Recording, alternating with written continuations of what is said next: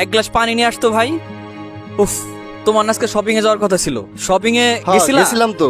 কে আনছো দেখ তো, দেখি, কেমন হয়েছে? কে আনছো এটা?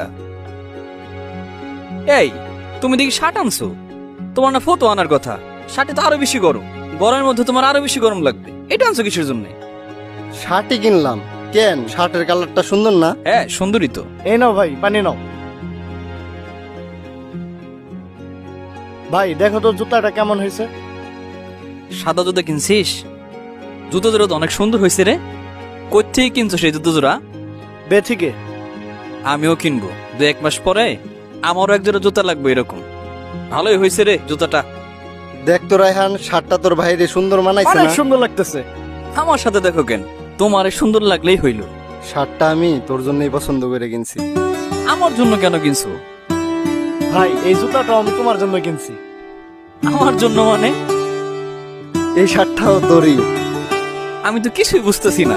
আমার জন্য মানে? তোরা তো টাকা নিলি নিজেদের জন্য শপিং করার জন্য, আমার তো সবই আছে, এসব তো আমার দরকার নাই তো। তোমার যে কি আছে ভাইয়া সেটা তো আমরা জানি। তুমি প্রতিদিন স্যান্ডেল পাইতে অফিসে যাও, সেটা তো আমরা লক্ষ্য করি। তুই যে প্রতিদিন এক শার্ট পরে অফিসে যাস, সেটাও তো আমরা লক্ষ্য করি। তুই তো নিজের জন্য আর কিছু কিনবি না, তাই তোর টাকা দিয়ে আমরাই তোরে দিলাম। তুমি নিজে পরিশ্রম করে আমার সব সকাল্লাদ পূরণ করতেছো। আমাদের সকালাত পূরণ করতে যেয়ে তুই নিজের কোনো সকালাত পূরণ করস না। বাবা, এটাই তো পরিবার।